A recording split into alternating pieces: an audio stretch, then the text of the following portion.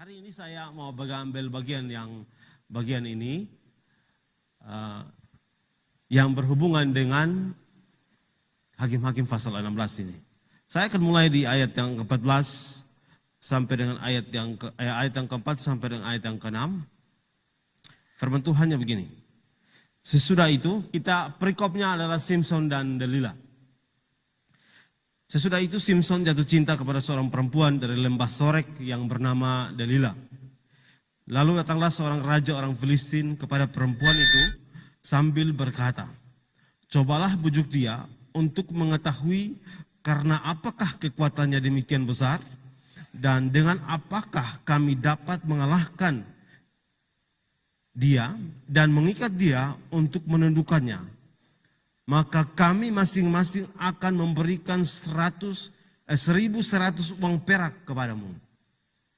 Ayat yang ke-6, lalu berkatalah Delila kepada Simson, "Ceritakanlah kiranya kepadaku, karena apakah kekuatanmu demikian, dan dengan apakah engkau harus diikat untuk ditundukkan?" Bapak Ibu sekalian, yang pertama ingin saya bagikan bagi kita, orang percaya. Ketika Bapak Ibu menjadi percaya Yesus, menyerahkan hidup sepenuhnya kepada Yesus, lalu Tuhan datang dan tinggal di hidup Bapak Ibu sekalian, maka kondisi rohani Bapak Ibu akan sama seperti Simson. Penuh kuasa, penuh pengurapan. Kalau kita baca kisah kenaikan Tuhan Yesus ke surga, yang seperti yang kita ibadah pada hari Kamis kemarin, kemudian kita masuk lagi pada keturunan Roh Kudus, kita menemukan bahwa setiap pribadi yang percaya kepada Yesus dan menerima Roh Kudus ketika ada di loteng Yerusalem dan berdoa bersungguh-sungguh kepada Tuhan, mereka berubah menjadi seorang pribadi yang luar biasa.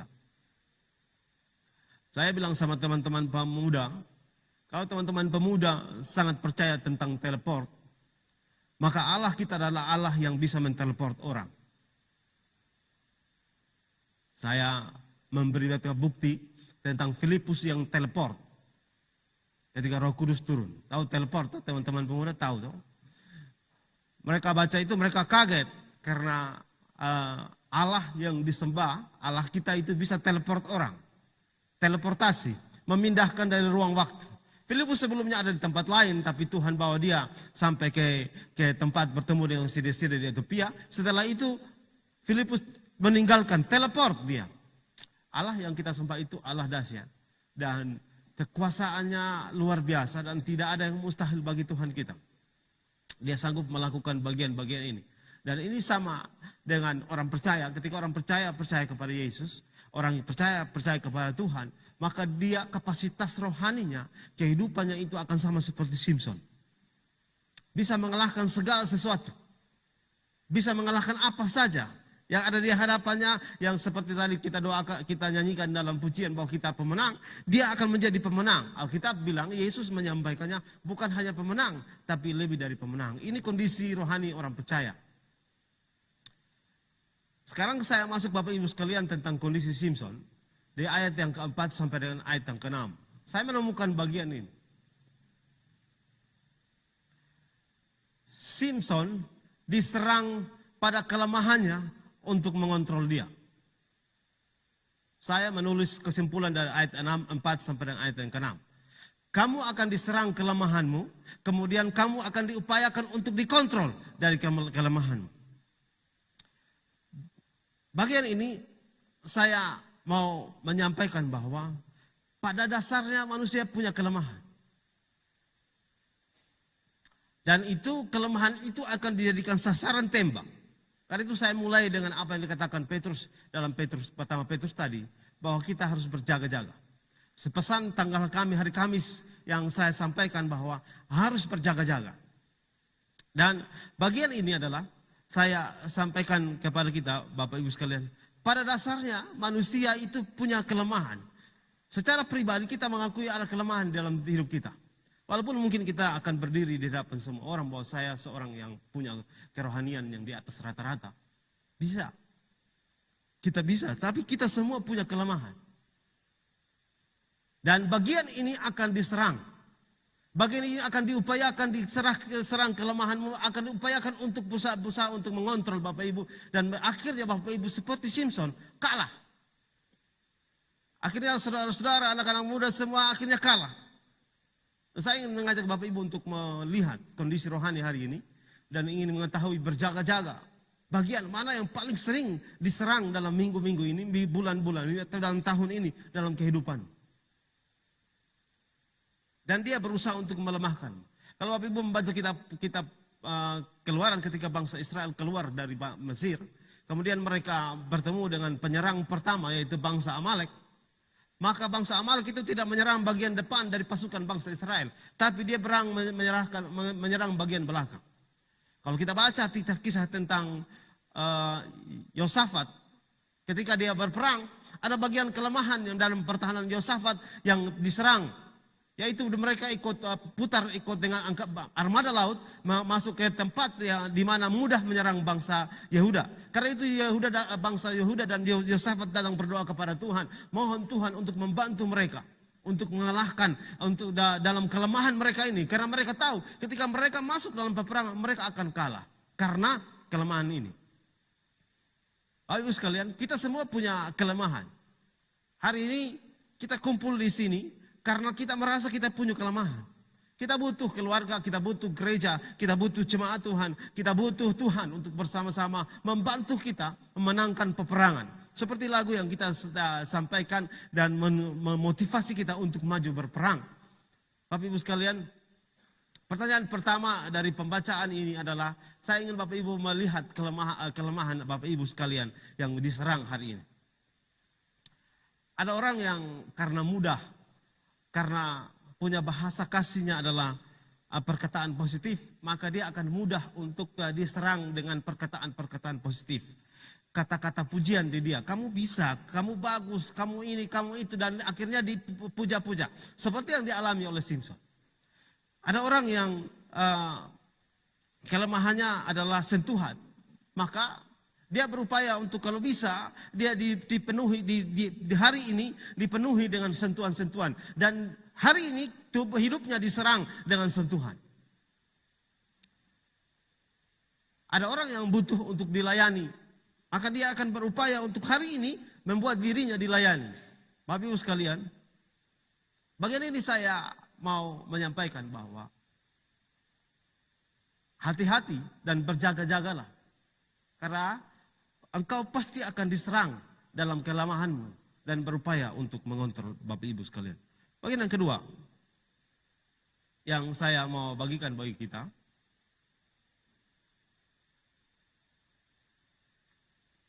ya, ayat 7 sampai dengan ayat yang ke-9. Jawab Simpson kepadanya, jika aku diikat dengan 7 tali busur yang baru, yang belum kering, maka aku akan menjadi lemah dan menjadi seperti orang lain manapun. Lalu raja-raja kota Filistin membawa 7 tali busur yang baru, yang belum kering kepada perempuan itu, dan ia mengikat Simpson dengan tali-tali itu. Sedang di kamarnya ada orang bersiap-siap. Kemudian berserulah perempuan itu kepadanya, orang-orang Filistin menyergap engkau, Simpson. Tetapi ia memutuskan tali busur itu seperti tali rami yang terbakar putus apabila kena api, dan tidaklah ketahuan di mana duduk kekuatannya itu. Saya memberi kesimpulan. Saya tidak tahu Bapak Ibu pernah membaca dan menemukan bagian ini, tapi saya menemukan bagian ini. Dia akan berupaya memastikan bahwa kamu tidak dapat dipercaya. Bapak Ibu lihat Simpson, dia diserang dengan cara sebagaimana semakin cara, dan menyampaikan kepada Simpson bahwa dia tidak layak dipercayai. Bapak Ibu lihat Simpson akhirnya masuk dalam masa di mana, oh ini sudah bisa. Pada dasarnya manusia itu tidak dapat dipercayai. Itu pada dasar utama. Adam dan Hawa itu tidak dapat dipercayai. Perjanjian dia dengan Tuhan, kedua pribadi ini berjanji dengan Tuhan, itu akhirnya terputuskan, dilanggar oleh Adam dan Hawa karena pada dasarnya manusia tidak, sejak saat itu manusia tidak dapat dipercayai.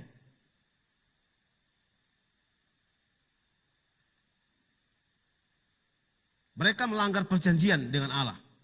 Walaupun mereka sudah berikrar, bahkan dengan Allah sendiri mereka melanggar perjanjian dengan Allah. Bagian ini juga saya sampaikan bahwa memang pada dasarnya manusia tidak dapat dipercayai. Tapi syukur kepada Kristus. Yesus datang. Yesus melakukan pelayanan keselamatan bagi manusia. Kemudian Yesus disalib. Yesus mengorbankan dirinya. Sehingga kita manusia ini sekarang di hadapan Allah dipercayai Allah. Karena kita, karena Yesus. Sebelumnya manusia tidak bisa dipercayai. Sebelumnya manusia penuh melakukan banyak penipuan. Bahkan Adam dan Hawa pun melakukan hal ini. Karena itu kita semua manusia seperti itu. Tetapi karena Yesus Kristus datang menebus kita, mati di atas kayu salib, melakukan proyek penebusan, dan akhirnya bangkit, kemudian naik ke surga. Bapak Ibu sekalian, maka kita sekarang ini di hadapan Allah dipercayai. Bapak Ibu sekalian, bagian ini saya ingin menyampaikan kepada Bapak Ibu sekalian tentang dipercayai.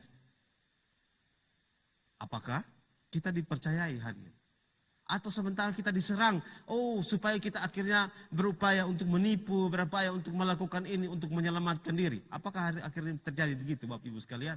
Saya mengajukan pertanyaan untuk itu. Bagian yang ketiga yang saya dapatkan saat saya bacakan ini.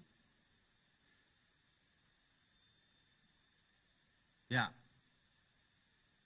Hakim-Hakim pasal 6 ayat 10 sampai dengan ayat yang ke-12. Pasal 16 ayat 10 sampai ayat yang ke-12. Saya baca bagi kita. Kemudian berkatalah Delila kepada Simson, sesungguhnya engkau telah mempermainkan dan membohongi aku. Sekarang ceritakanlah kiranya kepadaku apa yang engkau dapat diikat. Dengan apa engkau dapat diikat? Jawabnya kepadanya, jika aku diikat erat-erat dengan tali baru yang belum terpakai untuk pekerjaan apapun, maka aku akan menjadi lemah dan menjadi lemah dan menjadi seperti orang lain manapun juga.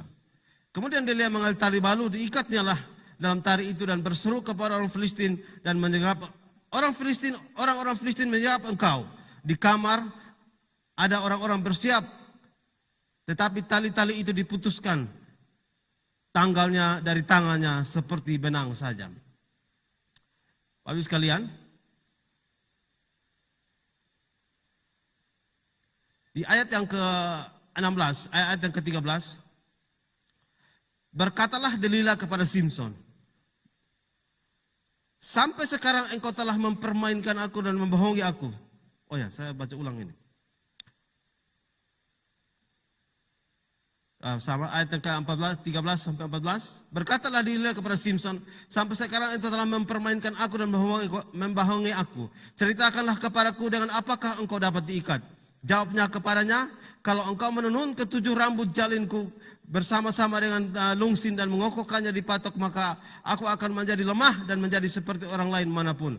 Kemudian perempuan itu mengokohkan lagi tenunan itu dengan patok, lalu berserulah kepadanya, orang Filistin menyerap engkau, Simson. Tetapi ketika ia terjaga tidur, disentaknya lepas patok tenunan dan lungsin itu. Ya, ayat 13 sampai dengan 14 akan menyampaikan, saya memiliki kesimpulan. Akan ditekan berulang-ulang dengan cara yang sama sampai engkau kalah.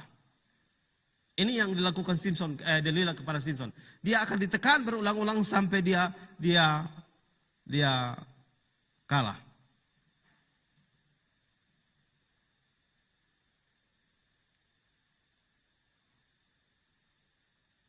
Kemudian dia akan menyampaikan begini Bapak Ibu sekalian.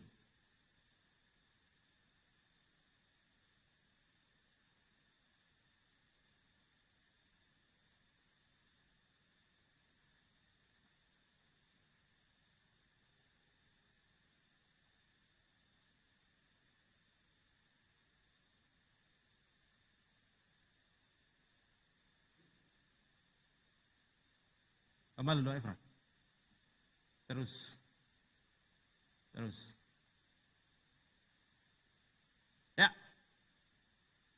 Ini ayat 10. Kemudian berkatalah Delilah kepada Simson, sesungguhnya engkau telah mempermainkan bohong, aku sekarang ceritakanlah. Kemudian ayat 11 dan ayat 11. Jadi pada saat kondisi dia akan playing victim. Ini di pembahasa saya bilang begini. Orang akan berupaya membuat situasi menjadi korban sehingga engkau akan kelihatan salah. Dia akan bikin salah semua. Dia akan bikin situasi supaya engkau kelihatan salah. Lalu dia menyebut bahasanya dia playing victim. Bapak Ibu nanti bisa googling tentang playing victim. Ketika saya googling tentang playing victim itu, saya menemukan ada victim blaming dan manipulatif. Ini yang siapa ini Delilah bikin kepada Simson. Dia bilang ini lu omong kosong beta, padahal sebenarnya sonde. Dia pokoknya berupaya untuk bikin supaya akhirnya terakhir dia jadi korban. Padahal sebenarnya dia yang pelakunya. Dalam definisi tentang playing victim menuliskan begini. Playing victim merupakan keadaan ketika seorang merasa dirinya korban, padahal sebenarnya dia pelaku. Ciri-ciri playing victim, saya googling, saya membagikannya apa yang saya googling. Ciri-cirinya, merasa paling tersakiti dan lemah, sehingga dia main drama. Pokoknya dia akan main drama betul-betul. Sering menghindari tanggung jawab. Selalu menyalahkan orang lain dan sulit untuk minta maaf. Menyalahkan tanpa alasan yang tidak jelas dan tidak mau disalahkan meskipun faktanya dia salah. Sering menceritakan kejadian-kejadian masa lalu, terutama kisah pilunya untuk dibagikan kepada orang lain supaya mereka bersimpati dan membela dia. Playing victim. Ini yang dilakukan oleh si Delilah ini kepada Simson. Dia yang berusaha untuk menjebak Simson, tapi ketika dia tidak menemukan jawabannya yang benar, dia lalu merengek-rengek dan bilang dia mulai main drama. Bapak Ibu sekalian, ini yang saya dapatkan tentang playing victim. Selanjutnya, ya tadi saya sudah baca ini, dia akan berulang-ulang untuk melakukannya, ditekan secara berulang-ulang. Selanjutnya, pasal ayat yang ke-15, pasal 16 ayat yang ke-15. Berkatalah perempuan itu kepadanya, bagaimana mungkin engkau berkata, aku cinta kepadamu, padahal hatimu tidak tertuju kepadaku. Sekarang telah 3 kali engkau mainkan aku, dan tidak mau menceritakan karena apakah kekuatanmu demikian. Saya memberi kesimpulan. Dia menggunakan kasih kebaikan supaya bisa melawan kita. Dia menggunakan standar nilai yang kita pakai hari ini. Dia menggunakan perubahan nilai ketika kita bertobat untuk menyerang kita. Kadang-kadang dia bilang begini, kau bilang lu orang baik, meminta tolong sedikit saya lu son bantu. Kau bilang lu bertobat, tapi lu son bikin apa-apa lu son bantu. Kau bilang lu begini, kau bilang lu begitu. Kau bilang lu bertobat, tapi lu menghina-hina. Padahal awalnya dia yang bikin. Ini, kalau Ana sampaikan 1 bulan lalu itu toksik. Teracun, kemudian insecure. Ini yang dialami oleh, saya mulai dengan berjaga-jaga. Sehingga kita bisa memahami bagian ini. Kita dalam kondisi ini atau tidak hari ini. Saya mengajak Bapak Ibu sekalian. Dia akan gunakan kasih, dia akan gunakan kebaikan, dia akan gunakan standar-standar nilai sesuai kebenaran firman Tuhan yang hari ini Bapak Ibu pegang dan jadikan dalam hidup, kemudian dia pakai untuk melawan.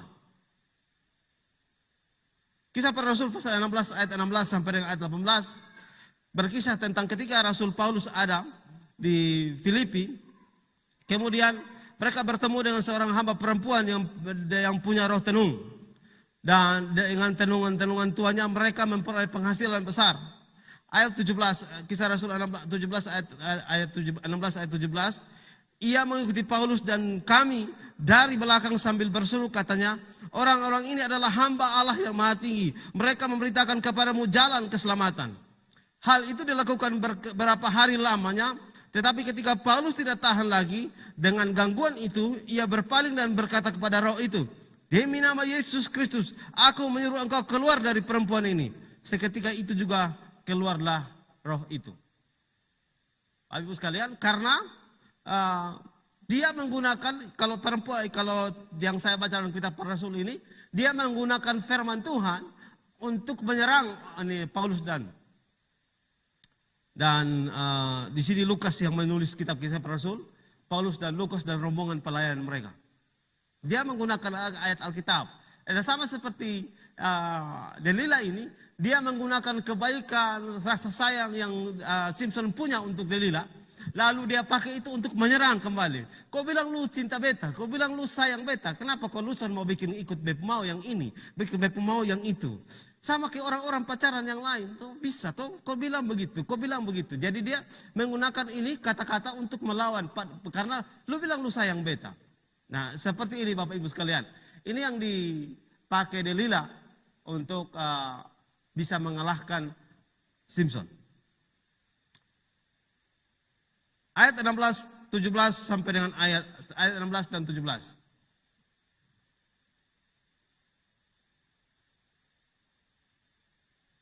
Ya. Lalu setelah perempuan itu berlari berhari-hari merengek kepadanya dan terus mendesak dia, ia tidak dapat lagi menahan hatinya sehingga ia mau mati rasanya. Maka diceritakanlah kepadanya segala isi hatinya. Katanya, kepalaku tidak pernah kena pisau cukur, sebab sejak dari kandungan ibuku aku ini seorang nazir Allah. Jika kepalaku dicukur, maka kekuatanku akan lenyap daripadaku dan akan menjadi lemah dan sama seperti orang-orang lain. Terakhir karena Simpson ini diserang terus-menerus di kelemahannya dia, diserang terus-menerus dengan cara yang sama. Kemudian setelah itu dia menggunakan cinta Simpson kepada dia, kasih Simpson kepada dia. Akhirnya saya memberi kesimpulan dari ayat 16 dan ayat 17 ini. Dia dicobai untuk mengkhianati Tuhan. Habis sekalian, makanya saya memulai dengan berjaga-jaga. Sehingga kita boleh mengenal dan menemukan bagian ini di kehidupan kita. Akan ada mana di situasi Bapak Ibu di kita semua diserang sampai kita akhirnya, Tuhan, minta maaf, beta tadi pernah berikrar dengan Tuhan. Son melakukan ini, son melakukan ini, son melakukan itu. Tidak melakukan ini, tidak melakukan itu, tidak melakukan ini, tidak melakukan itu. Tapi karena terus begini, beta son ada harapan lain. Biar sudah. Dia akan berupaya untuk kita mengkhianati Tuhan. Selanjutnya, ayat yang ke-20, kita sudah sampai dengan bagian akhir dari firman Tuhan hari ini. Saya secara cepat mengulangi apa yang saya dapatkan ketika saya membaca. Bapak Ibu bisa teruskan mengulangi bagian ini. Ayat 20 sampai dengan ayat yang 22. Lalu berserulah perempuan itu, orang Filistin menyergap engkau, Simpson. Maka terjagalah ia dan dari tidurnya, serta katanya, seperti yang sudah-sudah, aku akan bebas dan meronta lepas. Tetapi tidak diketahui bahwa Tuhan telah meninggalkan dia. Orang Filistin itu menangkap dia, mencungkil kedua matanya dan membawanya ke Gaza. Di situ ia dibelenggu dengan 2 rantai tembaga dan pekerjaannya di penjara ialah menggiling. Tetapi rambutnya mulai tumbuh pula sesudah dicukur. Bapak sekalian, saya mengajak Bapak itu mengikuti bagaimana Simpson diserang. Seorang yang perkasa dalam kapasitas rohani yang baik. Karena dari kelahirannya sampai dengan masa dia melayani, dia luar biasa di hadapan Allah, melakukan banyak hal di hadapan Allah, membebaskan bangsa Israel dan menjadi hakim bagi bangsa Israel. Sampai akhirnya dari serangan-serangan yang diberikan kepada dia, sampai pada masa di mana ini, Bapak Ibu sekalian, saya memberi kesimpulan. Masa di mana engkau akan disiksa disandra karena rahasia yang engkau ceritakan. Disandra itu jadi karena kita bercerita, kita punya rahasia-rahasia pribadi yang mungkin kita tidak bagikan ke orang lain, tapi dikuasai, diketahui oleh iblis, maka itu akan diserang. Tiap hari akan gue pakai untuk sampaikan, tiap hari akan pakai untuk kasih tahu, tiap hari akan pakai untuk serang, tiap hari akan pakai untuk lakukan untuk serang supaya engkau kalah. Dan itu engkau dijadikan sandera untuk itu. Saya berharap Bapak Ibu bisa paham apa yang saya temukan saat saya membaca bagian ini. Seperti Simpson juga, dia mengalami hal ini. Karena diserang terus-menerus, dia akhirnya disandera dengan ini. Bapak Ibu sekalian, akhirnya Simpson diikat dan dia kalah. Sampai akhirnya Alkitab menceritakan bagaimana cara dia mati. Rambutnya mulai tumbuh, kemudian hidupnya mulai kembali normal. Lalu kemudian dia boleh membunuh orang-orang Filistin waktu itu. Hari ini saya mengajak Bapak Ibu untuk menemukan dan mencari tahu kondisi rohani Bapak Ibu sekalian dan berjaga-jaga. Bagaimana cara kita mengatasinya? Ada banyak.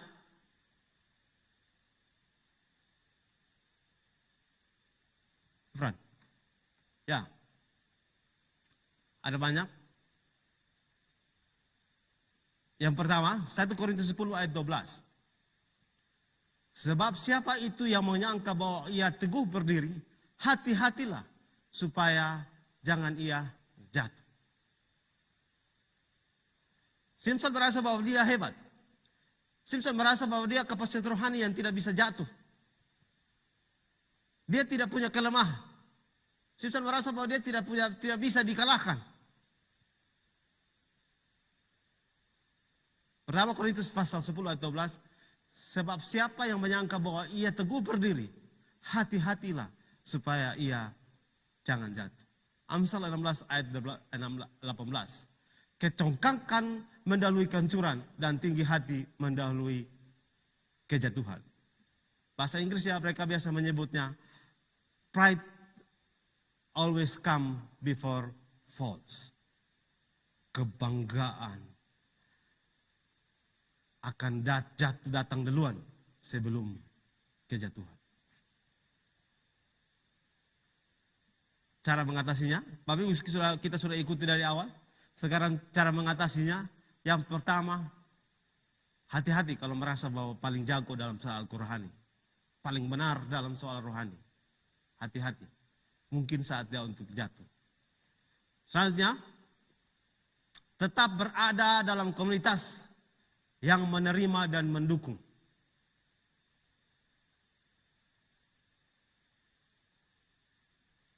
Saya memberi contoh, Simon Petrus, Judas dan anak terhilang. Bapak Ibu tahu Simon Petrus? Ketika dia kalah dalam pertandingan iman dan menyangkal Yesus. Waktu kita diskusi tentang bagian ini dengan teman-teman pemuda dalam komsel minggu lalu. Mereka mempraktekkan bagaimana Petrus itu seorang pribadi yang hebat karena dia angkat pisau, tahu dari mana dia potong itu hamba dari imam. Domba diri itu jago. Di muka pasukan yang bisa bikin begitu itu orang jago. Tapi akhirnya dia kalah. Dia menyangkal Yesus. Tapi dia tidak meninggalkan pertemuan komunitas dia. Dia ada di komunitas.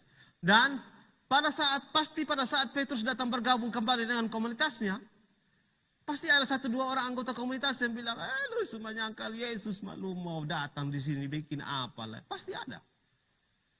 Tapi bagaimana reaksi seluruhnya? Memang ada di situ, tapi terakhir mereka menerima dia. Bahkan Alkitab menceritakan bahwa Petrus adalah salah satu pemimpin dalam gereja Tuhan pertama di Yerusalem. Ada yang menyebut pemimpinnya adalah Yakobus saudara Yesus. Ada yang menyebut Petrus yang menjadi pemimpin utama dari kepemimpinan pertama di gereja di Yerusalem. Karena komunitasnya menerima dia. Hari ini seperti juga dalam komunitas di gereja Mawar Saron, saya menyampaikan kita akan menerima orang apa adanya. Saya akan menghakimi bahwa engkau terlalu bersalah. Tidak. Karena pada dasarnya juga kita ada kesalahan. Seperti orang-orang menerima Petrus kembali. Kemudian dengan kapasitas yang baik dia akhirnya kembali menjadi seorang yang luar biasa, bahkan menjadi pemimpin dari gereja pertama pada masa itu. Kalau Yudas dia tinggalkan pertemuan, komunitas. Kemudian anak terhilang juga tinggalkan komunitas. Sehingga akhirnya dia terbuang, bahkan menjadi pribadi yang memberi makanan babi. Memberi makanan babi. Dan yang terakhir, ya, saya mengutip ulang 1 Petrus pasal 5 ayat 9-10. Lawanlah dia dengan iman yang teguh, sebab kamu tahu bahwa semua saudaramu di seluruh dunia menanggung penderitaan yang sama. Ayat yang ke-10, dan Allah sumber segala kasih karunia yang telah memanggil kamu dalam Kristus kepada kemuliaannya yang kekal, akan melengkapi, meneguhkan, menguatkan, dan mengokohkan kamu. Kalau kita ada dalam kondisi hari ini seperti itu, seperti mungkin sementara kelemahanmu diekspos dan dikasih salah terus, dia berulang-ulang. Bahkan karena kelemahanmu diekspos, dia akan menjadi playing victim dan menyalahkan, merasa bahwa sebenarnya dia pelaku tapi dia bikin sama seperti korban. Mungkin hari ini dia kejadian seperti itu. Bahkan terus menerus sampai akhirnya kita mengkhianati Tuhan. Bahkan bukan hanya mengkhianati Tuhan, kita kalah sama seperti Simpson kalah. Nasihat firman Tuhan hari ini dalam pertama Petrus pasal 5 ayat yang ke-9. Lawan dia dengan iman. Bagaimana lawan dia dengan iman? Bagaimana lawan kuasa-kuasa yang mencoba mengganggu kita untuk kita kalah di hadapan Tuhan? Bagaimana kita lawan dengan iman? Hanya satu. Punya koneksi dengan Tuhan. Kalau kita punya koneksi dengan Tuhan, maka ayat yang ke-10, dan Allah sumber segala kasih karunia yang telah memanggil kamu dalam Kristus kepada kemuliaannya yang kekal, akan melengkapi, akan meneguhkan, akan menguatkan, dan akan mengokohkan kamu. Karena itu Bapak Ibu sekalian, gereja kita ada punya waktu saat teduh secara pribadi. Gereja kita punya waktu saat teduh dalam kelompok, seperti di rayon-rayon. Karena itu gereja kita punya waktu untuk kita kumpul bersama dalam ibadah doa sepakat. Karena itu gereja kita punya waktu untuk ada ibadah bersama kaum wanita, ada ibadah kaum bapak. Karena itu gereja kita punya waktu untuk bisa bersekutu bersama. Karena ketika seseorang merasa dia paling kuat, sebenarnya saatnya dia jatuh. Dia membutuhkan orang-orang di sekelilingnya, dia membutuhkan keluarga di sekelilingnya. Dan keluarga yang kuat di sekelilingnya adalah keluarga Kristen. Keluarga yang kita kenal hari ini gereja. Gimana Bapak Ibu berjemaat dan di mana Bapak Ibu ada dalam anggota rayon. Kalau Bapak Ibu belum tergerak ada dalam sebuah organisasi dan anggota rayon, bergabunglah dengan anggota rayon itu. Kalau belum bisa menerima ibadah di rumah, datanglah beribadah dalam anggota rayon yang lain. Untuk supaya satu saat didoakan terus menerus supaya kita bisa terima ibadah di rumah. Gabunglah dalam itu supaya saling menguatkan, saling mengingatkan. Saya bersaksi dalam ibadah sepakat minggu lalu. Ketika saya berbagi kebenaran firman Tuhan tentang berdoa. Dan doa yang disampaikan oleh Rasul Paulus, saya mengutipnya. Hari Selasa 2 minggu lalu itu saya di sini di gereja lihat PPA dan kemudian saya berdiri lihat teman-teman kerja lapangan ini. Saya komunikasi dengan Bapak M. Kita komunikasi karena Bapak M ini bendahara gereja.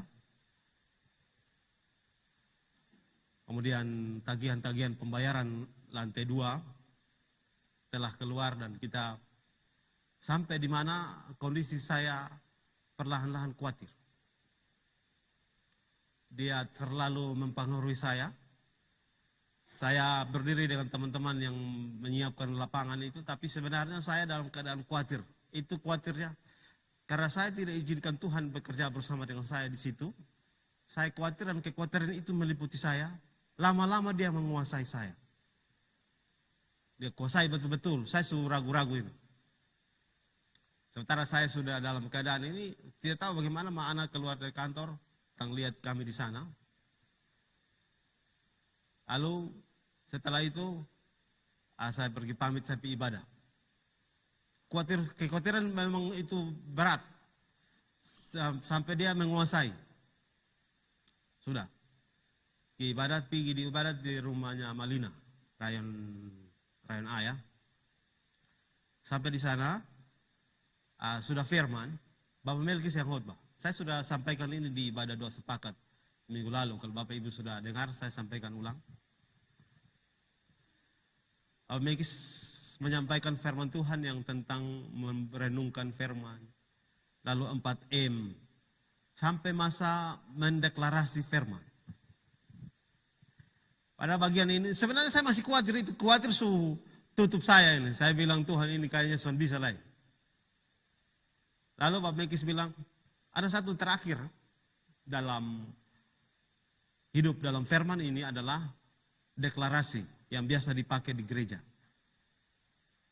Oh iya, saya merenung kalau Bapak Ibu anggota rayon A pasti lihat saya ada merenung hari itu. Karena saya mengingat firman Tuhan apa yang beberapa hari ini disampaikan kepada saya.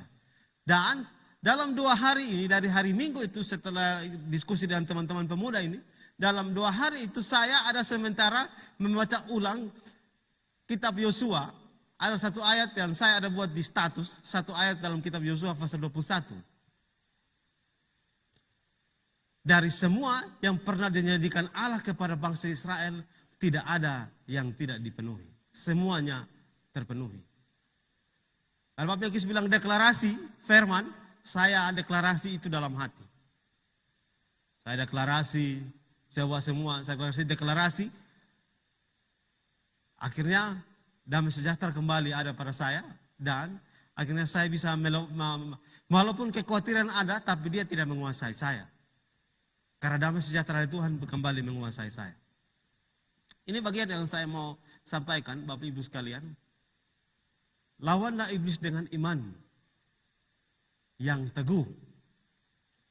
Kalau kita melawan dia dengan iman kita yang teguh, membangkitkan iman kita dengan merenungkan, memperkatakan firman, maka damai sejahtera itu akan datang. Sehingga seperti apa yang dikatakan di ayat yang ke-10, Allah sumber segala kasih karunia yang telah memanggil kamu dalam Kristus kepada kemuliaannya yang kekal, akan melengkapi, meneguhkan, menguatkan, dan mengokohkan kamu. Hari ini saya mengakhiri kebenaran firman Tuhan pagi ini. Mari berjaga-jaga dalam kondisi kehidupan rohani. Mungkin kita ada di gereja, tapi belum tergabung dalam komunitas. Bergabung dalam komunitas. Mungkin kita merasa bahwa hari ini kita paling kalah sama seperti Simpson. Atau kita kalah sama seperti Simon Petrus. Tetap terikatlah dalam komunitas. Karena ada masa di mana Bapak Ibu sekalian Allah bicara kepada kita.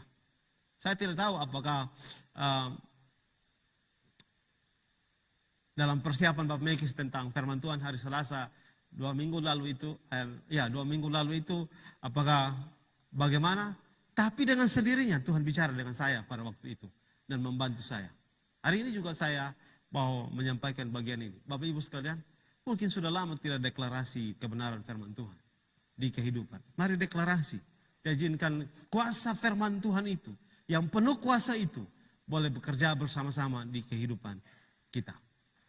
Ini bagian firman Tuhan yang saya bagikan bagi kita secara keseluruhan dalam kitab Pertama Petrus pasal yang ke-5 ayat 8 sampai dengan 9, kemudian seluruh perikop Simpson dan Delila dalam kitab Hakim-Hakim pasal yang ke-16. Tuhan berkati kita sekalian. Amin untuk kebenaran firman Tuhan.